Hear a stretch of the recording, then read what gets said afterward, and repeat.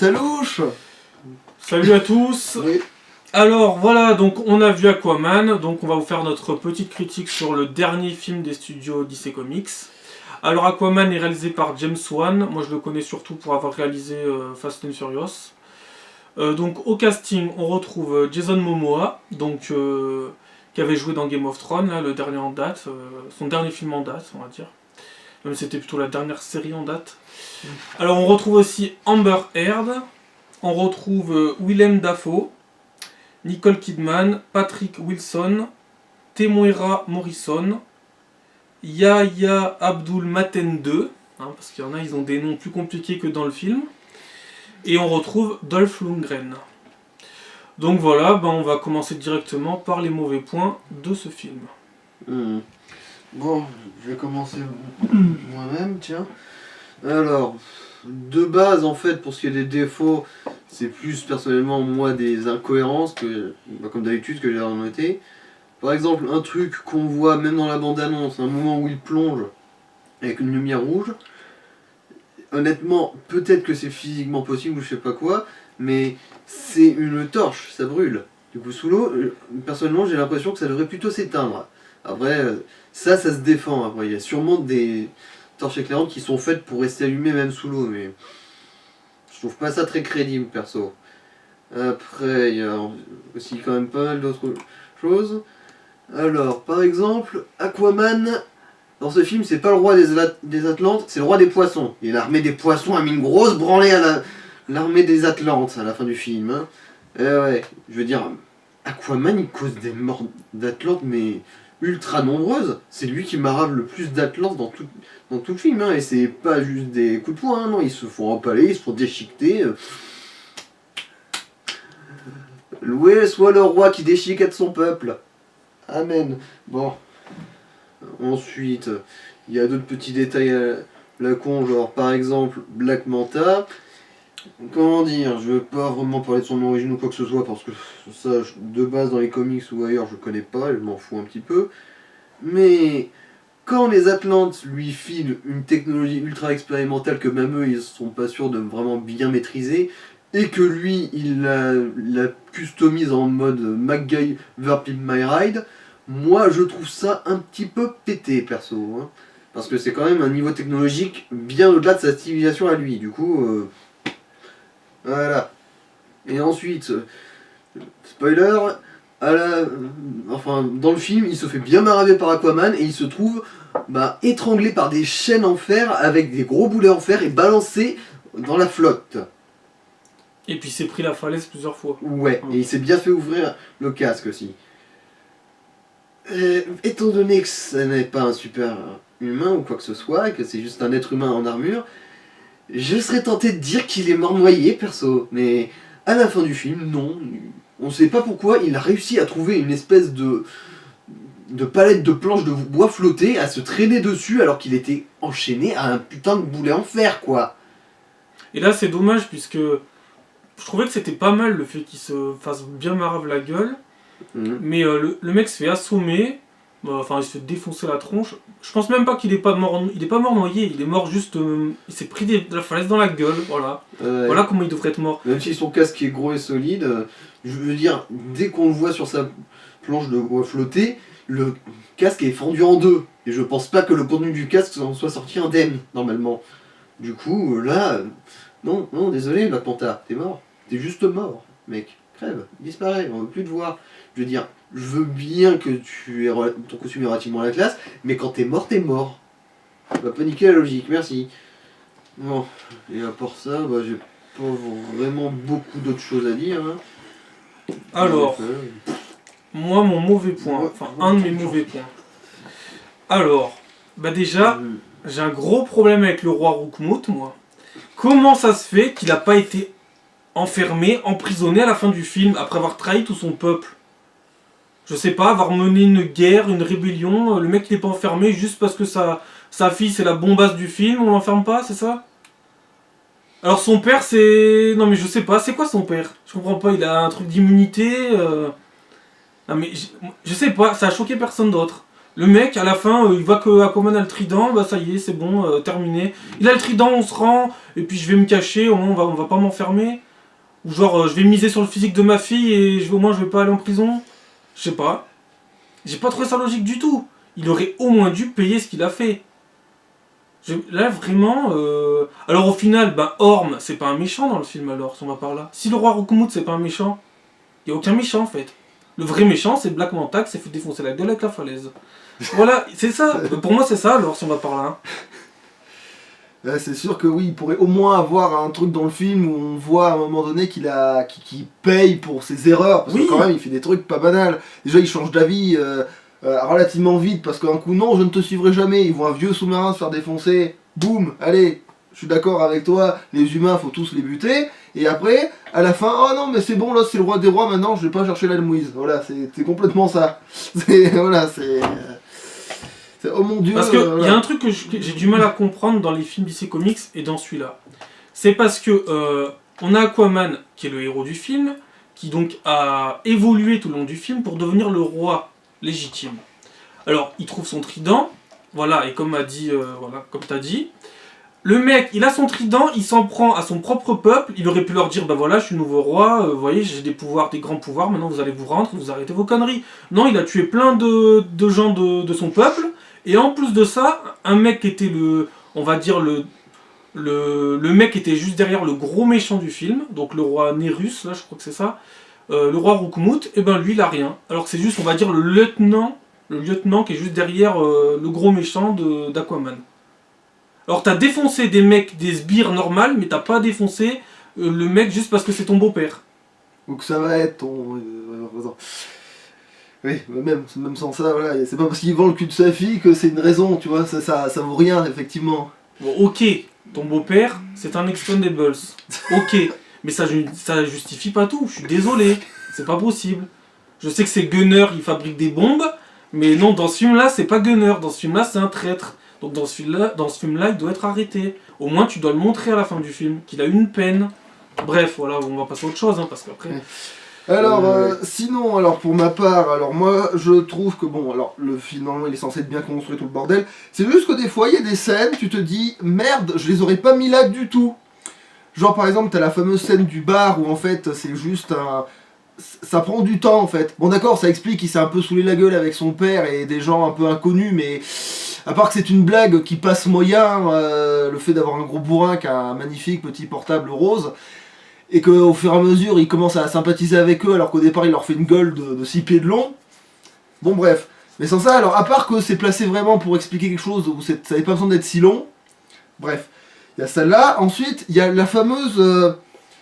Je sais que des fois on aime être original pour la scène de baiser, où ça se passe au milieu d'une guerre, bon, d'accord. Original, déjà fait dans Pierre des Caraïbes. Oui, d'un peu je l'ai dit, mais c'est pas... oui, ça je l'avais dit quand on était... Voilà, mais je veux dire, à un moment donné, ils sont tranquilles sur le bateau, il y a le soleil couchant et tout, alors d'accord, ça aurait fait cliché, mais c'est nettement le meilleur moment pour le faire ça que ta putain de scène de tuerie. Ah, bon, bref. Ouais, mais il fallait qu'il parle de Black Manta aussi. Ouais, tu parles, genre le gars il a terre mort, mais justement, juste après, et ben voilà, c'est là qu'il lui roule un palo. Même si bon, au moment où il roule un palo, c'est vraiment beau. Sous l'eau. Oui, parce que visuellement le film a de la gueule. Voilà, et oui, voilà, et... c'est peut-être pour ça qu'ils ont attendu ce moment-là. Ouais, parce Ça qu'ils a pouvaient se vraiment le de la gueule. permettre, c'est vrai qu'ils pouvaient se le Et qu'en permettre. par rapport à général, ça, il n'y a pas plusieurs scènes de baiser dans un même film, il y en a en général un, voire deux, mais pas plus. Après, je les aurais pas tués de s'embrasser deux fois. Hein. Mais bon. Donc après, qu'est-ce qu'on a d'autre? Qu'est-ce qui nous reste en mauvais point? Alors, il y en a qui ont dit que ça leur faisait penser à quel film déjà, celui-là? Ah, tu veux dire du côté Marvel? Voilà, c'est ça. Ah, oui. Ils ont dit Black Panther, Black ils ont dit Panther, Marvel. ouais, du côté Marvel. Bah moi, je suis désolé, mais il n'y a qu'un passage qui me fait vraiment penser à un côté Marvel, c'est quand Aquaman va faire des selfies avec les gros motards, là, on va dire. C'est le seul passage. Moi, sinon, j'ai plus vu presque des scènes de Fast and Furious, avec le désert, avec la musique, avec Aquaman et Mera qui sortent de l'eau en mode ralenti. Même les scènes où il court en Sicile, en Italie, là, quand il traverse les toits, qu'il y a Mera qui court et qu'il y a des sbires qui sont derrière, et qu'il y a Black Manta et Aquaman de l'autre côté. Et là, j'ai vu des scènes de Fast and Furious 5. Dans Rio. Voilà ce que j'ai vu. Alors bien sûr, on peut courir de toit en toit, sans pour autant que ça soit Fast and Furious. Mais James Wan, je pense il a glissé du Fast and Furious sans s'en rendre compte. Ça a fait un très bon rendu. Mais voilà, les gens qui disent qu'ils ont vu du Marvel, non. Et puis aussi la scène avec Black Manta quand il construit son... Voilà, et là aussi ça m'a fait penser. Là, ça m'a fait penser à Fast and Furious 7, où t'as Vin Diesel qui met ses balles dans les flingues, tout ça, qui a Jason Statham qui met ses grenades dans son sac. Voilà à quoi ça m'a fait penser. Ça m'a fait penser à ça, moi. Et puis même chez Marvel, si on voulait comparer, je pense que ça fait plus penser à du Thor qu'à du Black Panther. Hein. Oui, et puis si tu vas par là, oui, ça se rapproche plus d'un Thor que d'un Black Panther, ça oui. Alors, ah oui, autre mauvais point, le méchant, pour moi, n'a aucun charisme, il dégage rien, mais alors rien. Il a le charisme d'une moule, sans déconner. Sans déconner. Une fois sur deux, tu oublies son nom. Orm, voilà, Orm. Voilà, Et ben bien, Orm, bien. t'as un charisme de moule, voilà, je te le dis. Franchement, le mec, il sert à rien. Je sais pas, mettez Black Manta au pire en avant, mettez-le plus en avant, parce que lui, je sais pas ce qu'il dégage, ce mec. L'acteur, bon, il dégage. L'acteur, il fait ce qu'il peut, quoi. J'aimerais bien, mais... Ouais, voilà. Non, mais l'acteur, disons que l'acteur, on va dire qu'il joue ce qu'il doit jouer, quoi. Il joue un mec, voilà, qui dégage rien, voilà. Il doit jouer un roi qui dégage rien. Soit fébrile, voilà, c'est genre... Non, je sais pas, C'est un truc, c'est ça. Et j'aurais bien aimé qu'ils prennent un acteur peut-être plus connu pour jouer un méchant, quoi. Faudrait qu'ils prennent des acteurs connus pour jouer les méchants de DC Comics. Marvel, en général, ils font ça. Alors, faut pas forcément copier Marvel, mais là, vous avez un casting, franchement, on pourra en parler dans les bons points. Il a de la gueule, ce casting. Cela dit, Orm a un bon avantage. Il a plus de charisme que Steppenwolf. Oui, non, mais ça... Mais ça, c'est pas compliqué, Une ça. fois raclé le fond des chiottes, Voilà. tu vois... Au moins, à la comparaison, il y gagne. Oui, d'ailleurs, petite parenthèse vite fait, si vraiment aussi on doit trouver un autre défaut, c'est le fait qu'on te rappelle souvent que Justice League existe, mais sans ça... Cela dit, voilà. c'est quand même assez couillu. D'ailleurs, donc, je trouve qu'il y a des injustices de PS3, PS4 dans ce film. Non, mais c'est vrai, il y a des injustices. Là, c'est vraiment une injustice. Le mec, le Roukoumout, il se fait pas punir. Le prince, il sert à rien. Pour moi, c'est des injustices, ça, dans le film. Tu pourrais passer à autre chose quand même. Je vais essayer. Mais il faut être dynamique dans les vidéos, voyons. Oui, non, mais Oui. même avant qu'on tourne la vidéo, tu es resté là-dessus pendant 20 minutes. Et ce qui est aussi un point fort est une sorte de point faible. En fait, le scénario est ficelé de telle façon à ce qu'il peut pas vraiment échouer. Du coup, ce qui se passe, c'est que c'est prévisible. Voilà, c'est seul ça, c'est Ouais. voilà. Bah oui, on sait que quand il va affronter Orm, dans le premier combat où il va l'affronter, on sait qu'il va perdre. Parce Même que sinon, il y si- aurait pas de raison. Oui, c'est plus symbolique, c'est une défaite symbolique plutôt. C'est une défaite symbolique, t'as pas l'impression qu'il le survole quoi, dans le combat. Et même dans le combat de fin, j'ai eu l'impression qu'il se valait. Que Aquaman n'était pas plus dans son élément que Orm, et l'inverse dans le premier combat, pareil. Ouais, c'est juste que comme il était hors de l'eau, il a pu utiliser la botte secrète de son maître, mais sans ça, voilà. C'est Votre tout. secrète apprise par un mec qui d'habitude se bat sous l'eau. Et On puis, y pense. qu'est-ce qu'il y avait d'autre? Un mauvais point, enfin, c'est peut-être moi qui vois ça, et c'est peut-être pas vrai, mais je trouve que l'acteur qui joue Black Manta, Maten 2, là, je trouve qu'il est pas terrible. Bon, Je trouvais pas qu'il- Je pourrais pas juger, moi. Bon, Je dis pas que c'est un mauvais acteur, mais je dis qu'il, je sais pas, il me faisait pas rêver dans le film. Le mec, je me suis pas dit, il incarne un bon personnage, il lui donne des choses intéressantes. Non, je le trouvais vide, moi. Je le trouvais vide. C'était même mieux qu'il soit dans l'armure de Black Manta à ce moment-là, parce qu'au début, j'ai pas trouvé terrible dans la scène du sous-marin. C'était le seul acteur que j'ai pas trouvé terrible. Après, ça se trouve, je me trompe. Hein. Ah bon? Oh, tu l'as pas trouvé terrible. Ouais, mais ça, c'est pour sans doute. Ça, c'est en tant que personnage. Après, voilà, l'acteur, en tant que il a personnage. fait ce qu'il a fait. Il a fait ce qu'on lui a demandé de faire, sûrement d'ailleurs. Ok. Donc, bon, on va directement passer. On a fait le point là, on a fait le tour des. Bon, ouais. Ouais. Alors bon, vu qu'on est dans le bon point, du coup, je défends un argument que t'as dit il y a 10 secondes. C'est la technique, d'accord, c'est un mec qui se bat sous l'eau, qui l'invente, machin, mais ça les symbolise cette technique. Elle est faite pour mélanger la terre et la flotte. Ce que je dis, comme dans c'est le que putain c'est de pas message parce du qu'il est film. hors de l'eau qu'il peut l'utiliser. Celle-là. Oui, voilà, mais sauf que là, c'est la symbolique, c'est tout. C'est que Ouais, ça a oui. besoin d'une symbolique. Alors, Pour le reste, moi, les bons points, je vais pas dire grand-chose parce que personnellement, je trouve que le film, c'est en général qu'il est bien. À part les 2-3 détails que je critique, pour le reste, c'est une ambiance générale. Du coup, J'ai rien de notable à dire dans les bons Alors, le plus gros bon... Enfin, le meilleur point de ce film, c'est qu'ils aient pleinement assumé Stephen Wolf. Ils ont eu les bollocks, ils les ont posés sur la table.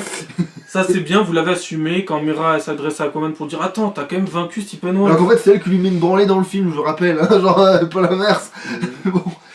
Après, donc voilà, ils ont assumé ça. Ils assument toujours leur fameux Green Lantern au début quand ils présentent leur studio DC Comics. Ouais. Ça c'est bien aussi hein, d'un côté. Hein. Ouais. Ils assument. Mais je comprends pas qu'ils aient assumé ça, mais qu'ils aient pas assumé Justice League. Vous voyez, qu'ils aient pas fait un bon film parce que ce putain, là on a vu vraiment un bon film là. Aquaman, il est dans les 3 meilleurs films de DC Comics hein, depuis le nouveau projet. Donc il y a Man of Steel, il y a Wonder Woman et il y a Aquaman. Voilà. Et le pire c'est Justice League. Mais je pense que malheureusement ils vont se le traîner longtemps ce fardeau. Ça va être un sacré problème pour les autres Oui, films. parce qu'après, quand ils feront Justice League 2, qui aura peut-être plus d'espoir, et ben ils feront tu te souviens quand on s'est rencontrés dans ce film de merde, voilà, tu vois, c'est ça le problème, on y reviendra forcément. Et voilà, oui, c'est sûr. Donc, qu'est-ce qu'il y avait d'autre? Les scènes d'action, elles sont très bien. Les scènes d'action, il n'y a rien à redire. Le film était long comme il le fallait. Il fallait faire un film de 2h20, ils l'ont fait. Pourquoi vous l'avez pas fait avant? C'est vraiment con, c'est vraiment dommage. Et ça nous laisse des remords parce que maintenant que... Les mecs se sont dit on n'a pas le choix. Si on échoue Aquaman, notre projet DC Comics, il est mort. Alors ils ont tout donné là, mais pourquoi vous n'avez pas tout donné avant? C'est ça qui est juste dommage. Ensuite, qu'est-ce qu'il y a d'autres bons points? Ils ont enfin un casting qui a de la gueule. Alors je dis pas que les autres films n'ont pas des castings qui ont de la gueule, mais c'est peut-être le... Ouais, avec Suicide Squad et Justice League à la rigueur, c'est peut-être les 3 castings qui ont le plus de gueule qu'on voit sur le papier, les acteurs qui sont dans le film. Parce qu'on a quand même Nicole Kidman, on a Willem Dafoe, on a Jason Momoa, qui est quand même un acteur reconnu depuis quand même pas mal de temps, on a la belle Amber Heard, on a la belle chieuse. Donc voilà, on a quand même un casting qui a de la gueule, et ça c'est bien parce que Marvel faisait des castings, a fait des castings et en fait toujours qui ont de la gueule, et ben il faut en faire aussi de ce côté-là, et ça c'est bien. Après, bon, bah alors, un bon point aussi, le film bon, il est super beau, hein, faut dire ce qu'il est, l'univers il est bien retranscrit, on est dedans, alors que pourtant c'est hyper cheapos, hein, mais t'es bien dedans. Voilà, ah oui, en parlant... Ils ont aussi assumé le costume d'Aquaman, et ça c'est très bien. Le premier costume d'Aquaman, ils l'ont pris, ils l'ont assumé, voilà. Quand vous voulez assumer quelque chose, vous l'assumez, c'est bien. C'est bien. Vous êtes allé jusqu'au bout, alors vous allez peut-être après le lâcher ce costume. Ouais, vous allez peut-être mettre une vraie armure, peut-être pour que ça fasse plus guerrier, sûrement. Mais au moins vous l'avez pris. Au moins vous l'avez pris, et ça c'est très bien. Et après, on voyait que clairement, là on voyait que le budget était là, quoi. Que le budget, on le voyait dans toutes les scènes, on voyait le budget qui était bien présent, quoi. Et en plus, j'ai vu que là, il y a quelques jours, Aquaman, il a dépassé au box-office mondial Wonder Woman, ce qui est un bon signe. Ce qui est bon signe, ça veut dire que c'est clairement le meilleur film DC Comics en termes de box-office. Et là, le box-office, là, il représente bien la qualité du film. Qu'est-ce qu'il y avait d'autre? T'aurais rien à dire derrière des fois. Non. Comme j'ai dit, moi je trouve que c'est plutôt général la qualité du film. Qu'est-ce qu'il y avait Si d'autre? on va dire que le Kraken a la classe. Enfin, les designs des bestioles, des différentes bestioles est classe. Ah bah oui, de toute façon, oui, tout a pris de la gueule. Et un autre bon point, ils ont quand même pris... c'est comme en fait... Dolph Lundgren, c'est un peu comme s'ils avaient pris Chuck Norris ou Steven Seagal. Franchement, c'est bien qu'ils aient mis un acteur comme ça, qui a joué que dans des films d'action, un peu, on va dire, un peu pourri par moment. Hein. Parce que les films avec Steven Seagal, c'est pas terrible. Et ben, ils ont quand même pris un mec de film d'action pour le faire jouer dans un film de super-héros. Et j'aurais jamais cru que je verrais Dolph Lundgren un jour dans un film Marvel ou Punisher. Oui, je sais. Oui, C'est pour ça que j'ai dit ça. C'est pour ça que j'ai précisé Marvel et mais voilà, vraiment, ça faisait plaisir de le voir là. Donc à quand Steven Seagal, hein? Ah mon dieu, à quand Chuck Norris? Bon, encore je vous dis, à la rigueur, ça ne dérangerait pas plus que ça. Steven Seagal aurait pu faire un bon Black Adam au niveau de la tête et de l'implantation. Bon bah voilà, on va vous donner notre note. Bah moi je vais mettre un 8. Yeah. Ouais, pareil, de toute façon, ça le Ouais, mérite, ça va. ouais. Ils sont donnés, voilà. Alors ça un va. 8 sur 10 bien sûr, mais Oui, un oui, 8, oui, évidemment, oui. pas un oui. 8 sur 20 parce que oui, sinon on s'en... Après, on a tout le temps sur 10, donc si vous regardez les autres vidéos, au pire, ne nous cassez pas les. Hein bon. C'est assez contradictoire avec ce qu'on a dit. Ouais. Et par contre, j'ai entendu quelqu'un dire à un moment donné dans une vidéo, un mec qui critiquait les Aquaman là, il disait que la scène de l'aquarium avec Aquaman, là, quand il est devant l'aquarium, il disait qu'elle était superbe. Bon, Elle était moyenne, c'était une Bon, scène bah. normale, c'était une scène tout à fait normale. n'importe Après, bon. wesh. Après ça m'a surpris. Ça faisait l'affaire pour une intro, mais bon, c'était pas plus impressionnant que Nicole Kidman qui bouffe un poisson rouge. Hein. Voilà, j'ai préféré Nicole Kidman qui avalait un poisson rouge. Ça, c'était choquant, moi. J'ai préféré ça change. Amber Heard qui bouffait des pétales de rose. Vous voyez. Ah oui, c'est vrai qu'il y a beaucoup de trucs où ouais, ils bouffent des trucs comme ça au pif. C'est vrai que c'est pas mal ça, ouais, ça ressort souvent. On s'en fout, c'est comestible. Oui, d'accord, allez. c'est comestible. On arrête là. Mais c'est inattendu, c'est une bonne surprise visuelle. Ouais, bon, on arrête là, sinon on va partir pendant 1 heure. Allez, Voilà. ciao. Ciao. Ça louche.